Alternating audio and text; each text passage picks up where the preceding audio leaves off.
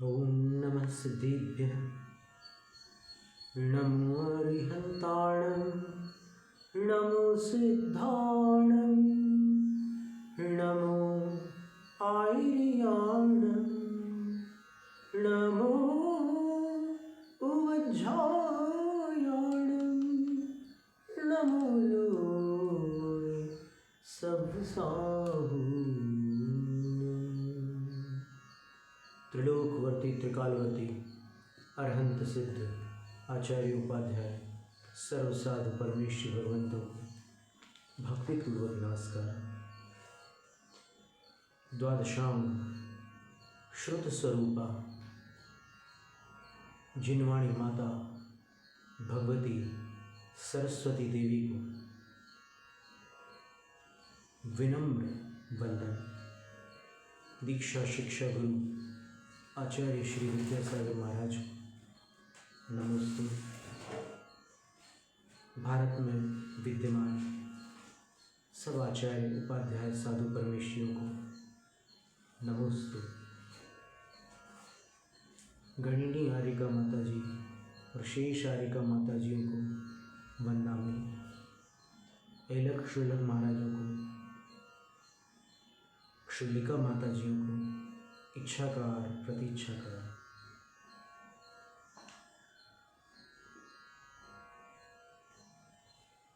यस्य स्वयं स्वभावाप्ति प्रभावे कृत्स्नकर्मणः तस्मै संज्ञान रूपाय नमोस्तु परमात्मने।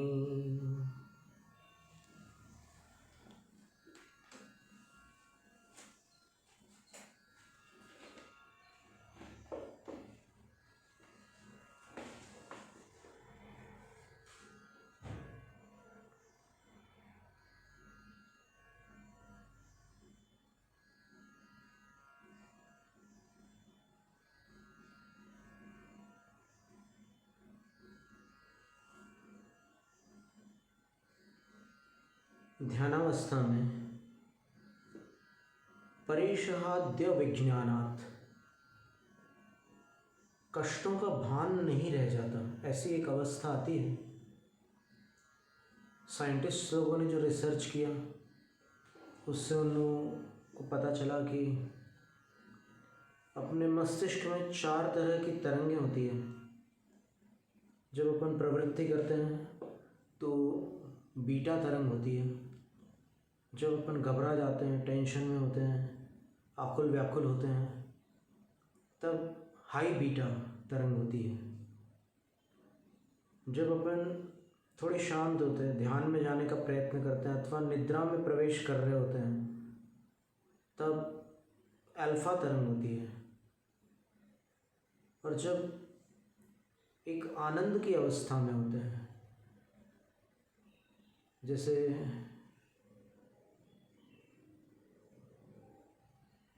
अपने मुंह से जैसे वाह शब्द निकला है, तो उस समय जो ब्रेन वेव्स हैं, मस्तिष्क की जो तरंगें हैं, वैज्ञानिकों के अनुसार वो थीटा तरंग है। और जब गहरी निद्रा में होते हैं तब डेल्टा तरंग होती है। अथवा कोई योगी यदि 25 वर्ष तक प्रतिदिन 3 घंटे ध्यान का अभ्यास करे, तब उसका मस्तिष्क बिल्कुल शांत और स्थिर होता है। मस्तिष्क शांत और मन स्थिर होता है, तब उस समय जो मस्तिष्क की तरंगें होती हैं वो डेल्टा तरंगें होती हैं।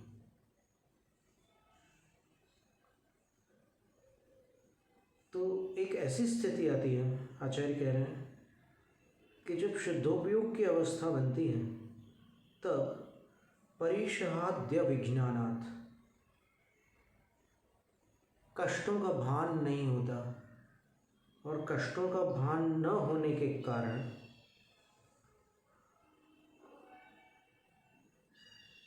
निर्जरा जायते कर्मणाम, कर्मों की निर्जरा होने लगती है। और वो कैसी निर्जरा होती है? क्योंकि निर्जरा तो सभी को हो रही है। पुराने कर्म अपनी अवधि पूरी करके उदय में आ रहे हैं, फिर झड़ रहे हैं। लेकिन आचार्य कह रहे हैं आश्रवस्य निरोधिनी, नवीन कर्म के प्रवेश को रोकने वाली निर्जरा होती है, अर्थात संवर सहित निर्जरा होती है। समस्त संसारी प्राणियों के कर्म पुराने निकलते हैं, झड़ते हैं, लेकिन कर्मोदय के काल में वो कषायों में रहते हैं और कषायों में रहने के कारण उनको नवीन आश्रय हो जाता है, संवर के साथ निर्जरा नहीं होती। यहाँ कह रहे हैं आश्रव से निरोधिनी निर्जरा, आश्रवों को रोकने वाली एक निर्जरा होती है। और अध्यात्म योगेन, बड़ा सुंदर शब्द है, अध्यात्म योग के द्वारा होती है। और अध्यात्म योग का अर्थ होता है, योग का अर्थ है मिलन, प्राप्ति, और योग का अर्थ ध्यान भी होता है। और ये अध्यात्म योग जो है ना, ये ध्यानावस्था का नाम है। अध्यात्म की परिभाषा समय पावड़ ग्रंथ की समयसार की तात्पर्य वृत्ति में स्याद्वाद अधिकार के अंदर जैसे आचार्य महाराज ने दी है, परद्रव्य निरवलंबत्वेन निज शुद्धात्मनि विशुद्ध गुणाधार भूते अनुष्ठानम अध्यात्म। बस अपने उस शुद्ध स्वरूप का ध्यान करना, परम पारिणामिक भाव का, शुद्धोपयोग में चले जाने का नाम अध्यात्म है। तो उस अध्यात्म योग के द्वारा, शुद्धोपयोग रूप ध्यान के द्वारा, निर्विकल्प ध्यान के द्वारा, कर्मणाम निर्जरा जायते, कर्मों की निर्जरा होती है। और कितने समय में होती है? तो आचार्य कहते हैं आशु, तत्काल होती है। जो ही उस अवस्था को प्राप्त हुए तो कर्म आत्मा से भागना प्रारंभ कर देते हैं, कर्म घबरा जाते हैं, कर्म छोड़ कर जाने लग जाते हैं, कर्मों की निर्जरा होती है। लेकिन ये स्थिति जब कष्टों में, संकटों में योगी अचल रहते हैं तब होती है। और वो अचल अवस्था ध्यान में आ जाती है। जब ध्यानस्थ होते हैं तो फिर भय शांत हो जाता है, अंदर एक हल्कापन, आनंद, विशुद्धि की अनुभूति होती है अंदर। ध्येय तो जो है वो निष्कषाय अपना आत्मस्वरूप है ही,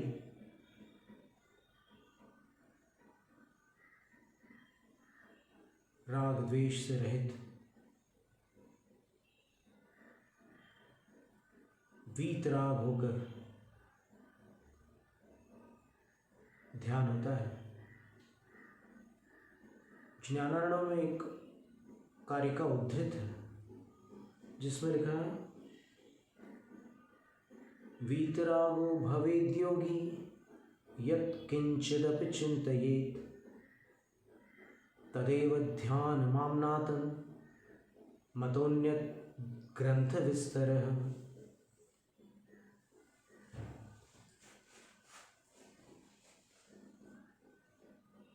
यत् किंचिदपि चिंतयेत्, जिस किसी का भी चिंतन कर सकते हैं योगी,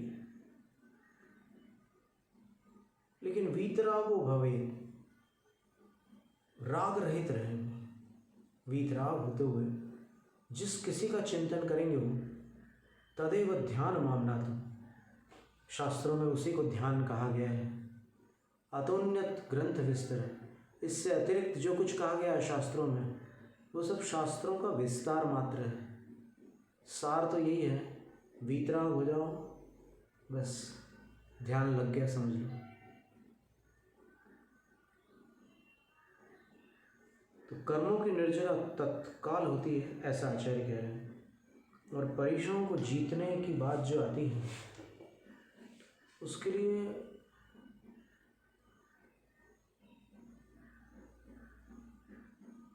वो एक अंतरंग अवस्था है, एक अंतरंग मनोदशा कह लो या आत्मदशा कह लो।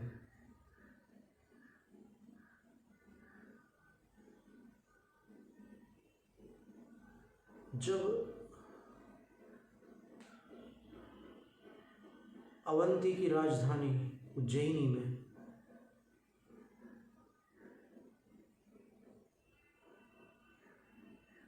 सेठानी यशोभद्रा के पुत्र सुकमाल रहते थे, तब उनका समय इतना सुखों में व्यतीत होता था कि वो कष्टों को जानते ही नहीं थे, एक प्रकार से ये कहा जा सकता है। और माँ भी इतना लालन पालन करके उनको रखती थी कि जो भविष्यवाणी थी वो सच ना हो जाए। भविष्यवाणी यही थी कि जिस दिन तुम्हारा पुत्र मुनि की वाणी को प्रथम बार सुनेगा, वह मुनि हो जाएगा। माँ ने उसके अनेक विवाह किए थे और मुनियों से सुरक्षित रखा था कि मुनि की वाणी इसके कानों तक न पहुँचे। पर अंततः वो संयोग टल नहीं सका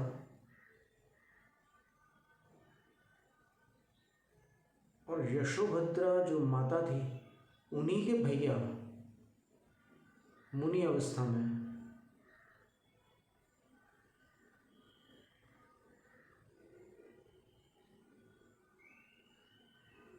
लोक का जो आगम में वर्णन है उसको काव्यबद्ध पढ़ रहे थे, उसका पाठ कर रहे थे। वो ध्वनि जैसे ही सुकुमाल के कानों तक गई, सुकुमाल ने लोक का वर्णन सुना। जब 16वें स्वर्ग का वर्णन आया तो सुकुमाल को जाति स्मरण हो गया कि ये तो उस स्थान का वर्णन है जहाँ मैं था, मैं स्वयं वहाँ था। और जीवन भर मैं यही सोचता था कि कब मेरी देवायु पूरी होगी, कब मैं मनुष्य बनूंगा और तपस्या करूंगा, क्योंकि तपस्या के बिना जीव का कल्याण नहीं हो सकता। और आज मैं बिल्कुल सब कुछ भूल गया, मनुष्य बनकर यहाँ के माया जाल में इतना फंस गया। दिन रात मैं इन्हीं सुखों में डूबा रहता हूँ।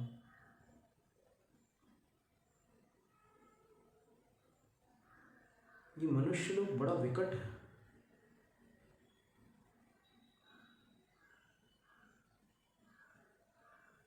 जो यहाँ होते हैं वो मौज मस्ती की तरफ रुचिवंत हो जाते हैं, और जो वहाँ होते हैं वो यहाँ आकर तपस्या की सोचते हैं।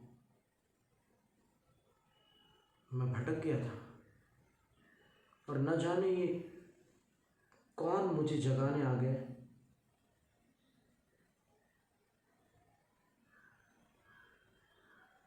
उनको वैराग्य हो जाता है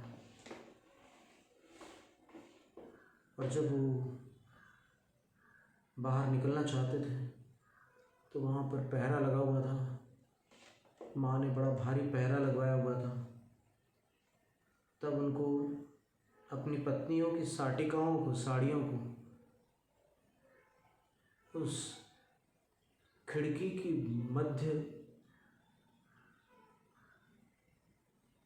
खिड़की के बीच में जो एक डंडा जैसा रहता है उसमें बांध करके उनको खिड़की के माध्यम से नीचे जाना पड़ा, जिस ओर से आवाज़ आ रही थी, ध्वनि आ रही थी।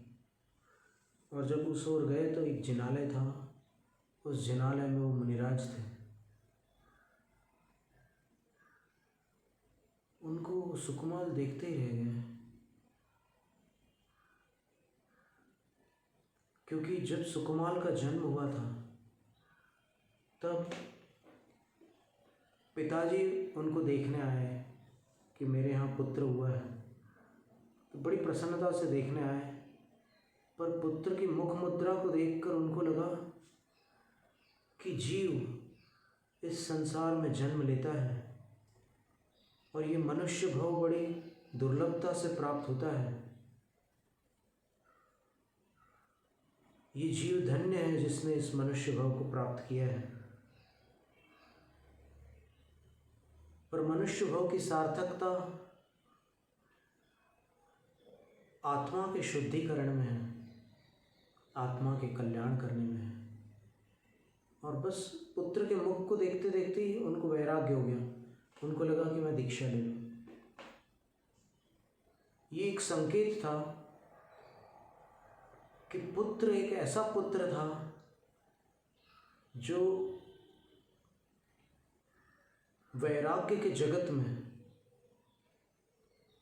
अद्वितीय विभूति के रूप में कालांतर में प्रख्यात होने वाला था।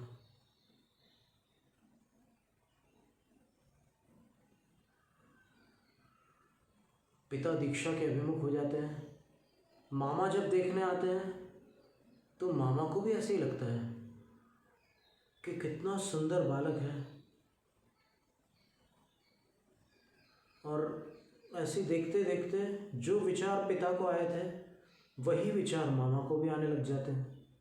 और मामा सोचते हैं कि चलो ठीक है, बहन को तो बेटा हो गया, अब मैं अपनी आत्मा का उद्धार करूं, संसार में कब से भटक रहा हूं, मैं आत्म कल्याण करूं।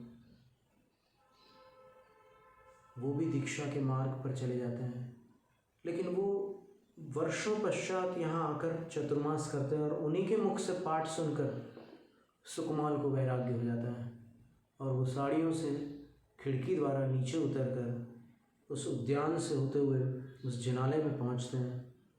अब पिताजी तो कहीं अन्यत्र होंगे मुनि अवस्था में, वो वहाँ पहुँचते हैं जहाँ मामा थे। उनको देखते हैं, उनकी मुद्रा को देखते हैं, अंदर भाव होता है कि अरे इसी मुद्रा से तो आत्मा का उद्धार होता है, मैं धन्य हो गया ऐसे गुरु के दर्शन करके। वो सब जाति स्मरण में आ चुका था सब, और मैंने ऐसे ही गुरु से उस जन्म में दीक्षा ली थी जब मैं देवगति में देव था। उससे पूर्व मैं स्त्री पर्याय में था और मैं एक ब्राह्मण कन्या था, मेरा नाम नागश्री था। और मेरे गुरु आचार्य सूर्य मित्र थे, तद्भव मोक्षगामी। वो उस जीवन में मेरे उद्धारक बन गए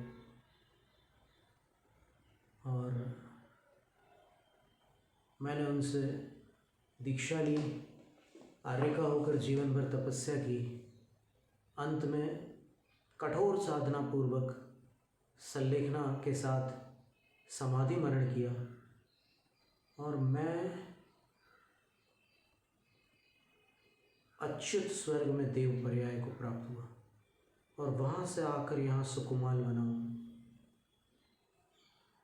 ये सब विचार आते हैं और फिर जिनेंद्र देव को नमस्कार करके गुरु के चरणों में ऐसे माथा टेक देते हैं और कहते हैं कि हे गुरुवर,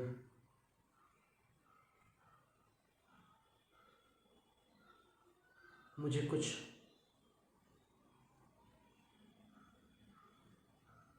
उद्बोधन दीजिए, मुझे संसार की असारता दिखने लगी है, कुछ बताइए गुरुवर।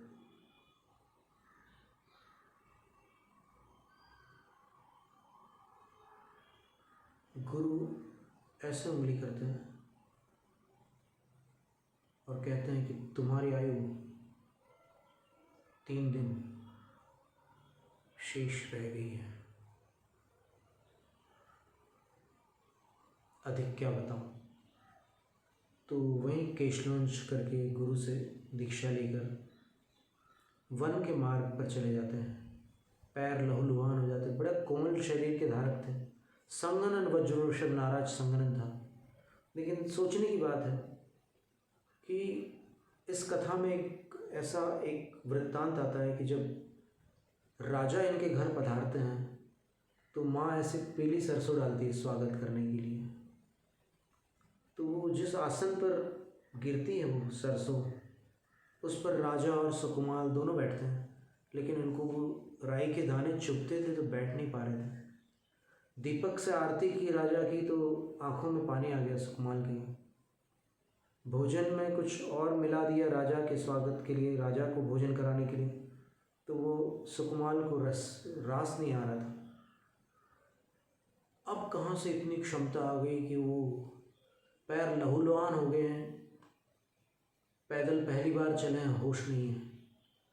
जंगल में जाकर 3 दिन तक तपस्या करते हैं और वो शालिनी किसी जन्म की शत्रु उनका भक्षण करती है। भयंकर उपसर्ग होता है, पर वो उस उपसर्ग को जीत करके सर्वार्थ सिद्धि जो देवलोक का अंतिम विमान है वहाँ चले जाते हैं।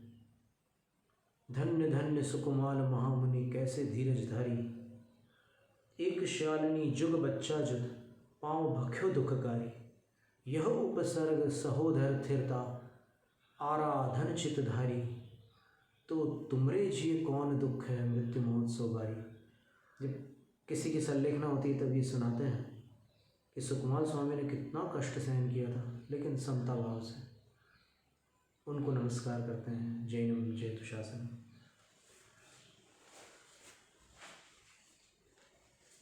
बड़े अच्छे लग रहा है।